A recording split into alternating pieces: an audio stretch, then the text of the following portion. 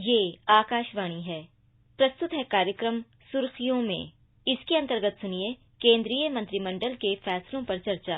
इसमें भाग ले रहे हैं आर्थिक विश्लेषक पुनीत जैन और आकाशवाणी संवाददाता कमल कुमार प्रजापति।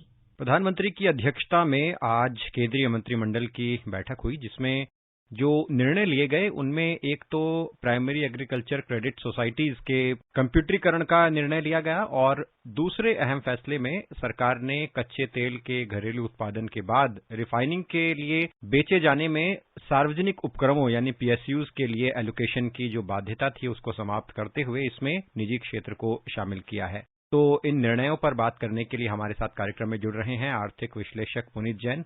पुनीत जी, स्वागत है। धन्यवाद। तो हम पहले निर्णय पर ही बात करते हैं, जिसमें अगले 5 सालों में देश की 63,000 प्राइमरी एग्रीकल्चर क्रेडिट सोसाइटीज को कंप्यूटरीकृत किया जाएगा और केंद्र सरकार के 1,500 करोड़ और कुल 2,500 करोड़ रुपए के खर्चे से सभी जो ये समितियां हैं इनको एक डिजिटल व्यवस्था से जोड़ा जाएगा। जैसा कि केंद्रीय मंत्री अनुराग ठाकुर ने प्रेस ब्रीफिंग में इस बात को कहा कि इससे इन क्रेडिट सोसाइटीज की कार्यकुशलता बढ़ेगी, ट्रांसपेरेंसी आएगी, रोजगार के अवसर बढ़ेंगे और सर्विसेज को इन सोसाइटीज के माध्यम से बढ़ाने में मदद मिलेगी। तो पुनीत जी, आप किस तरह से इस फैसले का विश्लेषण करते हैं?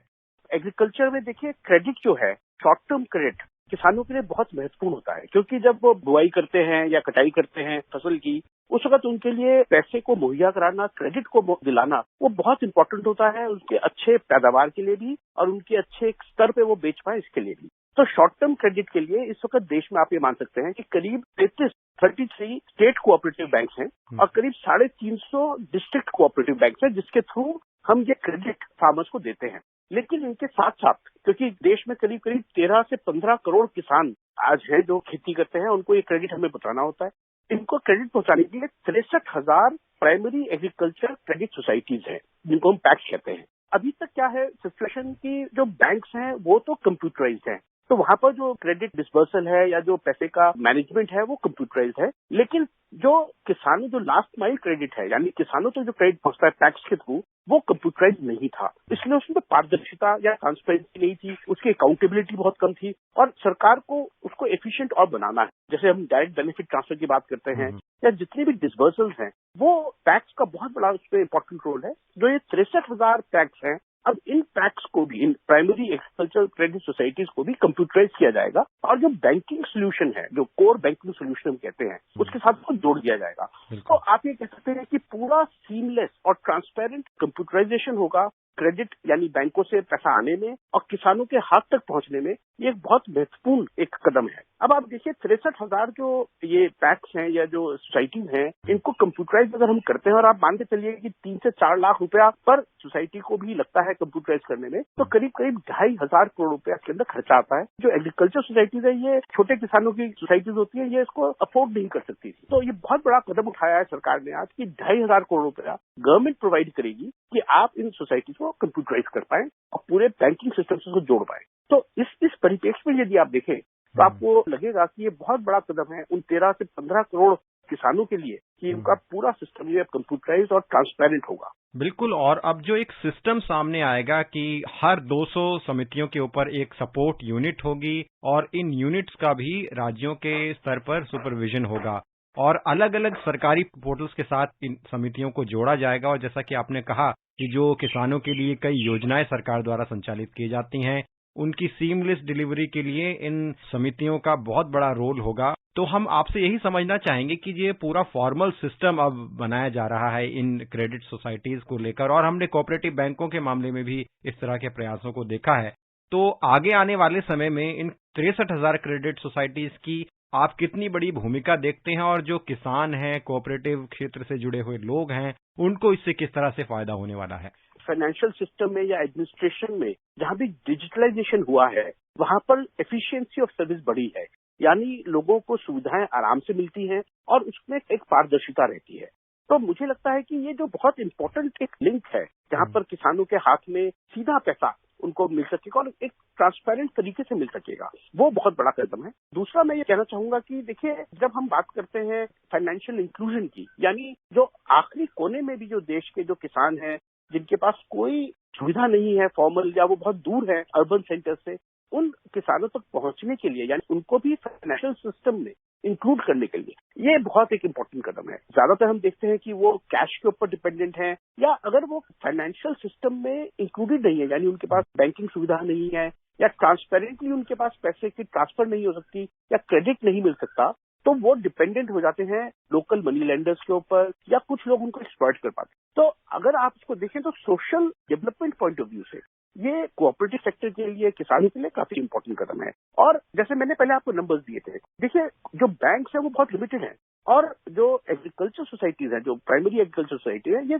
63,000 है देश में। तो इससे आप अनुमान लगा सकते हैं कि कितनी बड़ी रीच है इन एग्रीकल्चर सोसाइटीज की, और इसीलिए मुझे लगता है कि बहुत ही बड़ा कदम है, और ये फाइनेंशियल इंक्लूजन के लिए एक डिसाइसिव स्टेप मिस रहेगा। आज केंद्रीय मंत्रिमंडल के एक अहम निर्णय में देश में प्रोड्यूस होने वाले कच्चे तेल की बिक्री एलोकेशन के डिरेगुलेशन को मंजूरी दी गई, और 1 अक्टूबर से जो पब्लिक सेक्टर अंडरटेकिंग्स हैं उनको क्रूड ऑयल के एलोकेशन की जो बाध्यता थी वो अब समाप्त हो जाएगी, और अब ये एक वैकल्पिक व्यवस्था होने वाली है। तो क्रूड ऑयल के प्रोडक्शन रिफाइनिंग में इससे आप किस तरह से बदलाव आगे आने वाले समय में देखते हैं? देखिए, ये बड़ी एक आयरॉनिक स्थिति थी कि देश में, हालांकि जो प्राइवेट सेक्टर में जो हम ऑयल प्रोडक्शन या एक्सप्लोरेशन जिसे हम कहते हैं क्रूड ऑयल, क्योंकि भारत जो है वो करीब 90% अपना जो रिक्वायरमेंट है क्रूड की वो इंपोर्ट करता है, और हमारा जो डोमेस्टिक प्रोडक्शन है वो बहुत कम है, और हमें जरूरत है कि हम अपनी डोमेस्टिक प्रोडक्शन बढ़ाएं। लेकिन अभी जो सिस्टम था उसके दौरान जितनी भी डोमेस्टिक ऑयल प्रोडक्शन थी वो गवर्नमेंट एलोकेट करती थी रिफाइनरीज को, यानी चाहे प्रोडक्शन ओएनजीसी करे, चाहे ऑयल इंडिया करे, या प्राइवेट सेक्टर में भी कई कंपनीज हैं जो ऑयल प्रोड्यूस करती हैं या जमीन से निकालती हैं, उनको एक निर्धारित सिस्टम के तहत उनको एलोकेटेड होता था कि आपको ये अपना क्रूड ऑयल फिक्स प्राइस पर एक्स कंपनी को देना है। अब इसके चलते 2 प्रॉब्लम होती थी। पहली प्रॉब्लम ये कि कंपनीज को जब वो एलोकेट करते हैं तो उनको प्रॉपर इंसेंटिव नहीं मिल पाता, यानी बाजार का जो प्रॉपर भाव है वो नहीं मिल पाता, क्योंकि उनको फिक्स कस्टमर को देना है, फिक्स प्राइस पे देना है। तो एक इंसेंटिव नहीं था प्राइवेट सेक्टर के लिए या इवन पब्लिक सेक्टर कंपनीज के लिए कि वो अपनी प्रोडक्शन को बढ़ाएं। इस तरह से डीरेगुलेशन जो किया है ऑयल को, कि आप अपना प्रोड्यूस करके किसी भी कंपनी को बेच सकते हैं डोमेस्टिकली, उससे इंसेंटिवाइज होगा पूरा ऑयल प्रोडक्शन सेक्टर, और मुझे लगता है लॉन्ग टर्म से जो ऑयल प्रोडक्शन है या ऑयल एक्सप्लोरेशन है उसको काफी एफिशिएंसी मिलेगी, काफी बूस्ट मिलेगा। दूसरी एक प्रॉब्लम और आती थी, जब हम एलोकेट करते थे ऑयल को एक स्पेसिफिक रिफाइनरी को, तो जितना ऑयल हम रिफाइन कर पाते थे वो उसमें भी कमी आती थी। आपको ये सुन के हैरानी होगी कि जितना भी ऑयल भारत ने सन 2018-19 में या 19-20 में प्रोड्यूस किया, उसका करीब 60 या 70% ही रिफाइंड प्रोडक्ट्स बन पाए, यानी 30% रिफाइनरी हो ही नहीं पाई। तो समझिए वो वेस्ट हो गया एक तरह से। तो ये भी एक, जब हम इस डीरेगुलेशन होगा तो ये वेस्टेज भी बंद हो जाएगी। तो मुझे लगता है कि from long term point of view for oil production and exploration ये एक बहुत अच्छा कदम है। तो केंद्रीय मंत्री अनुराग ठाकुर ने इस संबंध में कई फायदे भी इसके गिनाए, जैसे कि क्रूड ऑयल के उत्पादकों की जो प्राइसिंग है और मार्केटिंग है उसके रिफॉर्म्स की अब स्वतंत्रता होगी निजी क्षेत्र को, और ज्यादा से ज्यादा जो कच्चे तेल के उत्पादन को प्रोत्साहन मिलेगा इससे। और दूसरी तरफ हम देखें तो तेल और गैस के क्षेत्र में अब इन्वेस्टमेंट को बढ़ावा मिलने में ऐसे सुधारों से मदद मिलेगी, और इस तरह की जो तेल रिफाइनिंग में फ्लेक्सिबिलिटी है उससे कई और सकारात्मक नतीजे आने वाले समय में हमें देखने को मिलेंगे। तो क्या इस तरह के डीरेगुलेशन के फैसले को एक बड़े सुधार के तौर पर देखा जाए? बिल्कुल, देखिए ये काफी बड़ा इकोनॉमिक स्टेप है, और मैं आपको बताता हूँ कई वर्षों से, in fact for many decades government जो है वो कोशिश करती रही है ऑयल सेक्टर को डीरेगुलेट करने की या उसको इंक्रीज करने की, ताकि डोमेस्टिक प्रोडक्शन बढ़े। लेकिन जैसे हमने बात करी, जो भी रेगुलेशंस थी उससे जो प्राइवेट कंपनीज और पब्लिक कंपनीज को प्रॉपर इंसेंटिव नहीं मिलता था, वो इंक्रीज नहीं करती थी। हम जानते हैं कि पीछे गवर्नमेंट ने टेंडर्स भी लाए for inviting companies to explore more oil, लेकिन अभी तक वो कदम बहुत ज्यादा सक्सेसफुल नहीं हुए थे। मुझे उम्मीद है कि आज के कदम के बाद ये इंसेंटिव रहेगा और हम ज्यादा पार्टिसिपेशन देखेंगे ग्लोबल कंपनीज की भी इंडिया में जो ऑयल प्रोडक्शन और एक्सप्लोरेशन कर पाएंगी। जी, केंद्रीय मंत्रिमंडल के फैसलों पर विश्लेषण देने के लिए पुनीत जी आपका बहुत बहुत धन्यवाद। आप कार्यक्रम में जुड़े इसके लिए भी आपका धन्यवाद। बहुत बहुत धन्यवाद। अभी आप सुन रहे थे केंद्रीय मंत्रिमंडल के फैसलों पर चर्चा। इसमें भाग ले रहे थे आर्थिक विश्लेषक पुनीत जैन और आकाशवाणी संवाददाता कमल कुमार प्रजापति। ये कार्यक्रम आकाशवाणी के समाचार सेवा प्रभाग द्वारा प्रस्तुत किया गया। इसे आप हमारे mobile app news on AIR और YouTube channel news on AIR official पर भी सुन सकते हैं।